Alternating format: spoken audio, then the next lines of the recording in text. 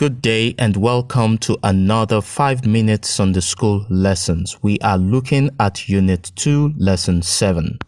Topic says God rules through Gideon and Jephthah. Our memory verse is taken from Judges chapter 6 and verse 14, and it says that the Lord turned to him and said, "Go in this might of yours, and you shall save Israel from the hand of the Midianites. Have I not sent you?"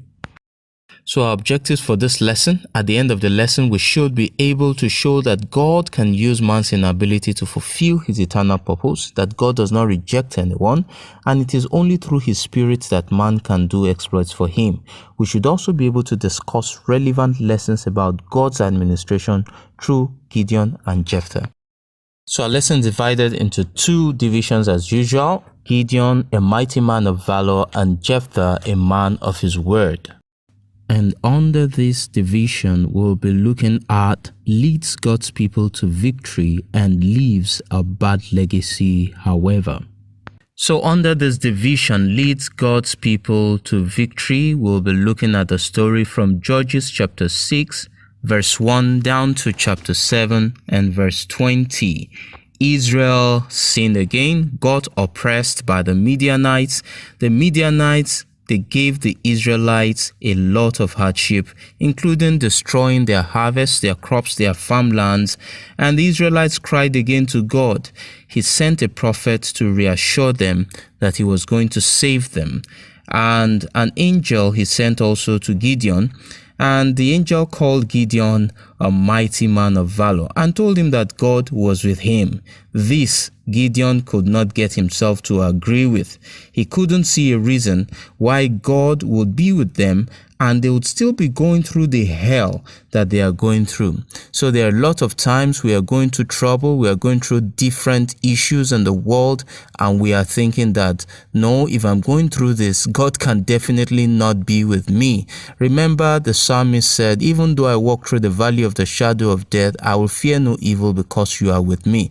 So no matter what you are passing through, God has promised to stand with you and he'll always be there. So God was with the Israelites. He was with Gideon, just as the angel said.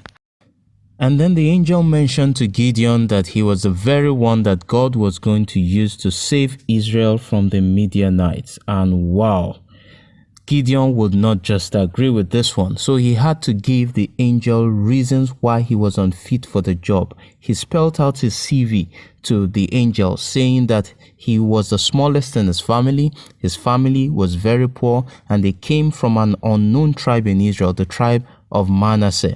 And then the angel made him know that God was going to be with him and that was what he was going to need. And so a lot of us, many times, when God calls us, we think that we are not rich enough, we think that we are not famous enough, we think that we do not know people, but God does not look at those backgrounds. He doesn't look at your riches to make use of you. And of course, it still didn't look like Gideon was convinced. Gideon had to give God some tests, and God was patient enough with Gideon. After Gideon was sure that this was God, God gave him his first assignment, and that was to tear down Baal's altar in his father's house and to build an altar for God in its place. Gideon obeyed. So God pulls down the enemy's strongholds from our lives when we decide that we are ready to walk with him. And then he prepares our heart so that he can take lordship over our lives and use us the way that he wills. It is only through God's Spirit that he will use us. There is no other way by which we can walk with him. And his Spirit cannot dwell with idols in our hearts. And so God cleanses those idols away from our hearts and then dwells in us.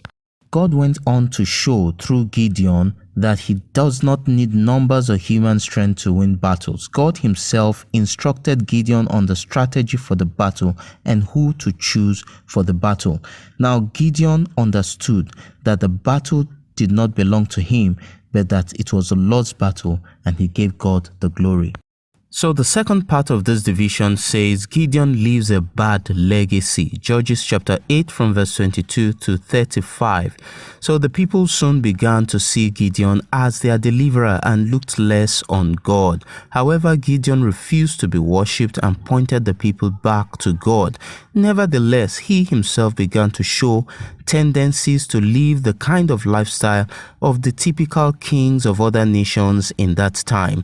He went ahead and built himself a golden ephod which he placed somewhere as a monument for himself that later became an object of idolatry for the Israelites.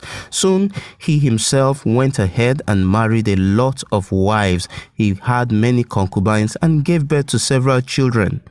Of course, all of these laid a foundation for the people to easily slip back into Baal worship after the death of Gideon. However, during his lifetime, Israel had peace for the 40 years. Finally, our lessons learned. When God's people call to God, He raises men from among them and empowers such men beyond their own usual capacities. This we have learned with Gideon. Secondly, when God uses you, be careful not to mess up in your relationship with Him by becoming puffed up with pride. Let the fire of God in you keep burning so that it can outlive you. So we come to the end of it for today. By God's grace, we'll meet again next week. Until then, may the Lord be with you.